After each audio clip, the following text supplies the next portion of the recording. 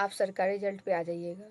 ठीक है, रिजल्ट आने के बाद आप यहाँ पे देखिएगा बिहार पुलिस एसआई का फॉर्म, यहाँ पे आप क्लिक करिएगा। जैसे ही क्लिक करिएगा आप देखिए आपको शो कर रहा है जितने भी कैंडिडेट है सबके लिए 100 रुपीज़ है।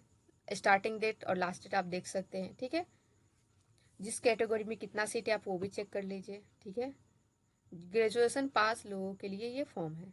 Height, chest, running, high jump, long jump जो भी है, फीमेल मेल जिसके लिए आप चेक कर सकते हैं। सबसे पहले आप क्या करिएगा, अप्लाई नाउ पे क्लिक करिएगा। ठीक है, अप्लाई नाउ पे क्लिक करिएगा तो देखिए आ जाएगा यहाँ पे सबसे पहला स्टेप है रजिस्ट्रेशन और मेक पेमेंट।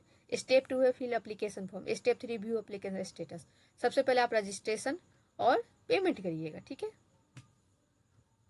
आप जैसे आइएगा तो यहाँ पे आपको दिख रहे हैं इंग्लिश और हिंदी, आप जिस भाषा में चाहते हैं आप देख सकते हैं इंस्ट्रक्शन रजिस्ट्रेशन और पेमेंट का। इंग्लिश हम रहने देते हैं। सबसे नीचे स्क्रॉल करके आइएगा, इसमें बॉक्स में क्लिक करके प्रोसीड टू रजिस्ट्रेशन पे क्लिक कर दीजिएगा।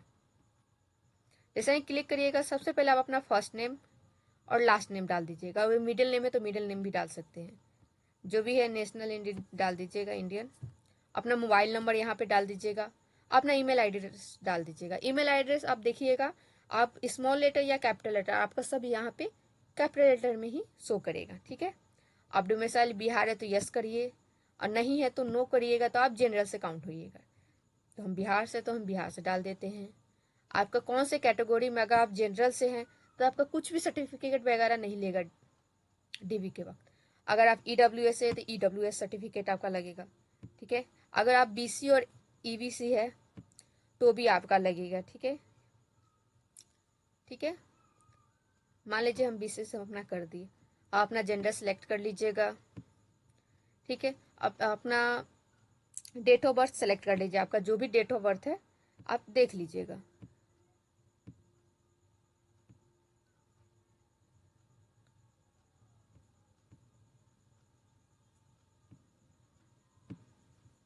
ठीक है, आप एम्प्लॉय अगर बिहार गवर्नमेंट के हैं तो यस करिए। ठीक है, और ज्वाइन कब किए थे आप, तो आप उसमें आप डेट डाल सकते हैं। अगर आप नहीं है तो यहाँ पे नो कर दीजिएगा।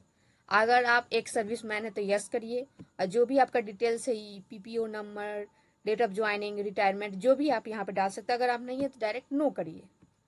ये सब करने के बाद आप क्या करिएगा, प्रोसीड कर दीजिएगा। प्रोसीड करने आपको डिटेल्स जो भी आप फिल किए हैं आपको यहाँ पे शो कर रहा होगा। ठीक है, यहाँ पे आप कंफर्म करके टिक करके यहाँ पे आप अपना कैप्चा कोड डाल दीजिएगा।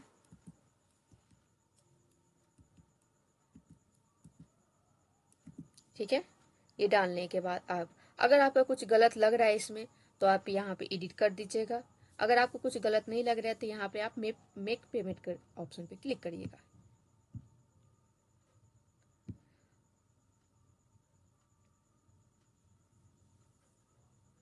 ये करने के बाद आपको देख रहा है, थोड़ा सा वेट करिए। ठीक है, जैसे ही आप आइएगा तो यहाँ पे आपके बहुत सारे ऑप्शन शो कर रहे हैं। ठीक है, तो हम डायरेक्ट यूपीआई से पेमेंट करना चाहेंगे। ठीक है, आप इंटर यूपीआई आईडी से भी कर सकते हैं। सिलेक्ट करके आप यहाँ पे नंबर डाल दीजिएगा। यूपीआई क्यूआर, हम क्यूआर से डायरेक्ट करेंगे पेमेंट।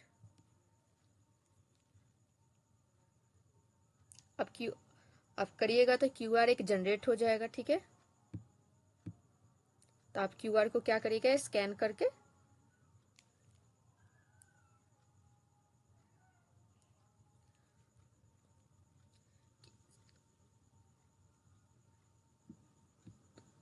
ये करने के बाद आपका ये पेमेंट हो जाएगा।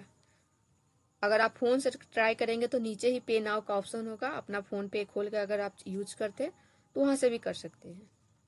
हमें स्कैन करके अपना पेमेंट हो गया। पेमेंट करने के बाद आपका जो भी रजिस्ट्रेशन है सक्सेसफुल हो गया है।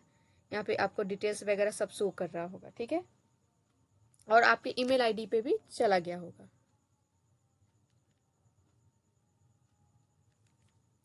ये करने के बाद आप प्रोसीड टू एप्लीकेशन फॉर्म पे क्लिक करिएगा।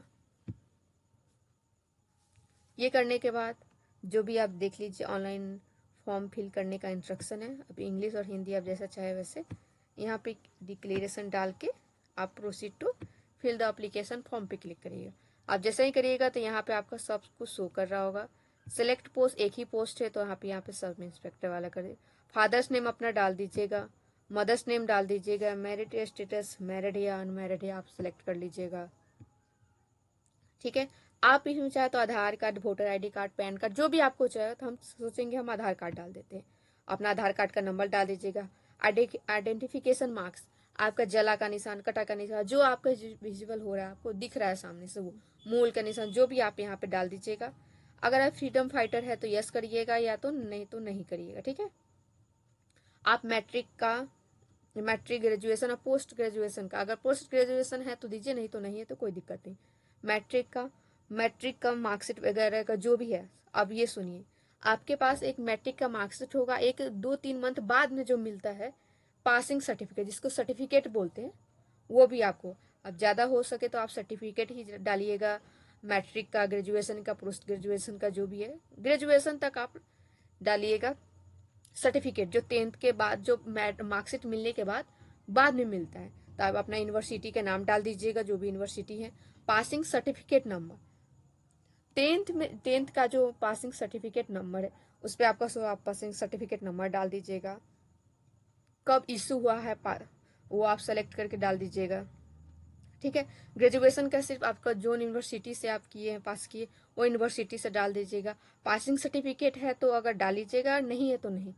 अगर अभी नहीं है तो आप मार्कशीट का भी डाल सकते हैं, लेकिन जब आपका डीवी होगा तब आप वहाँ पे सर्टिफिकेट वहाँ पे आपको दिखाना पड़ेगा। ठीक है, अगर अभी नहीं है तो आप मार्कशीट का नंबर डाल भी सकते हैं, और इशू कब हुआ है वो भी डाल सकते हैं। पोस्ट ग्रेजुएशन का भी सेम, आप अपना हाउस नंबर, इस विलेज, टाउन, जो भी आपका एड्रेस है वगैरह, पोस्ट कौन सा है, स्टेट कौन सा है, डिस्ट्रिक्ट कौन सा है, जो भी आप डिस्ट्रिक्ट है, पिन कोड, जो भी, अगर आपका परमानेंट एड्रेस और करस्पॉन्ड एड्रेस दोनों सेम है तो यस कर दीजिएगा।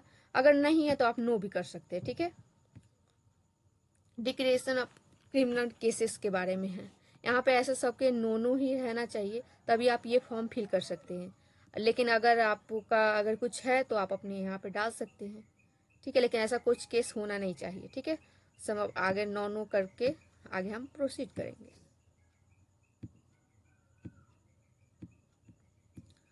आप यहाँ पे देख सकते हैं आपका फोटो का साइज क्या दिया हुआ है, 3.5 सेंटीमीटर से 4.5 सेंटीमीटर से दिया हुआ है।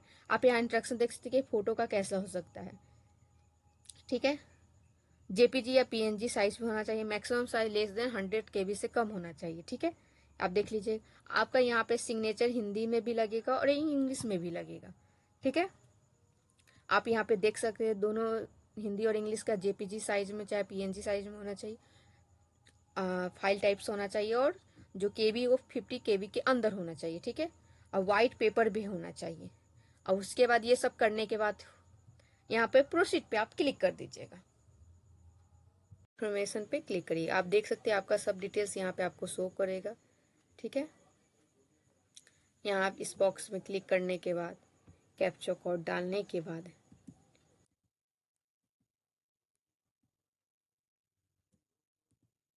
डालने का सबमिट एप्लीकेशन फॉर्म पे करेंगे।